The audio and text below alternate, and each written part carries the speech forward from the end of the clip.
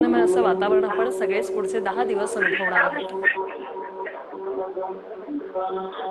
अध्यक्ष आहेत, आपण त्यांच्याकडून संपूर्ण माहिती घेणार आहे। परंतु सकाळी 6 वाजता मुंबईच्या राजाची पूजा झालेली आहे आणि आता या ठिकाणी भाविकांनी यायला सुरुवात झालेली आहे। ज्या पद्धतीने लालबागच्या राजाला मोठ्या प्रमाणात गर्दी असते, त्याच पद्धतीने मुंबईचा राजा म्हणून प्रसिद्ध असणारा या गणेश गल्लीमध्ये देखील मोठ्या प्रमाणात गर्दी असते। कशा पद्धतीने नियोजन असणार आहे आणि काय यावर्षीची खासियत आहे, आपल्यासोबत उपाध्यक्ष आहेत, आपण त्यांच्याशी बातचीत करणार आहोत। पारंपरिक गणेशोत्सव म्हटलं की पारंपरिक सण आपण पाहायला मिळतो, परंतु तुम्ही दाक्षिणात्य वेशभूषेमध्ये या ठिकाणी गणेश भाविकांची सेवा करताय। काय नक्की यावर्षीचं वैशिष्ट्य आहे? यावेळेला तामिळनाडू रामेश्वरमची थीम मंडळाने घेतली आहे डेकोरेशन म्हणून। त्या अनुषंगाने सगळ्या कार्यकर्त्यांनी हा पेहराव करायचा ठरवलेला, त्याच्यामुळे आम्ही हा पेहराव केला। यावर्षी 98 वर्ष आहे। लालबाग परिसरातला सर्वात जुनं मंडळ आहे, सर्वात जुना गणपती आणि उंच मूर्तीची ज्या मंडळाने स्थापना केली असं हे मंडळ।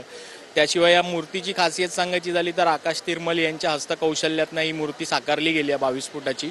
आणि रामेश्वरमची स्टोरी या गणपतीच्या आयडियाच्या मागे आहे की हनुमानाने जी पिंड रामेश्वराची एक आणलेली होती रामाला दाखवायला, ती पिंड हातात घेऊन तिकडे हनुमानजी अवतरले आणि त्यांच्या मागे गणपती बाप्पा उभा आहे, अशा थीमवरती आम्ही काम केलेलं आणि त्या स्वरूपात ही मूर्ती दिसते।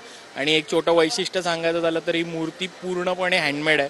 महाराष्ट्रामध्ये अशी मूर्ती तुम्हाला कुठेच पाहायला नाही मिळणार एवढ्या हाईटची, जी पूर्णपणे हँडमेड, म्हणजे त्याच्यामध्ये मोल्ड हा प्रकार कुठेच नाही आहे। म्हणजे पायाच्या नखापासून ते वरती केसापर्यंत सगळ्या गोष्टी हाताने बनवलेल्या पीओपी। आणि त्याच्यामागे खरंच मूर्तिकाराचं खूप जवळजवळ 1 ते 1.5 महिन्याचं मेहनत आणि कौशल्यपणाला लागलेलं आहे।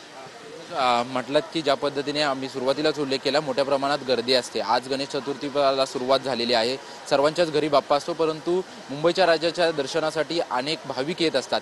त्या दृष्टीने कशा पद्धतीने नियोजन जे आहे ते गर्दीचं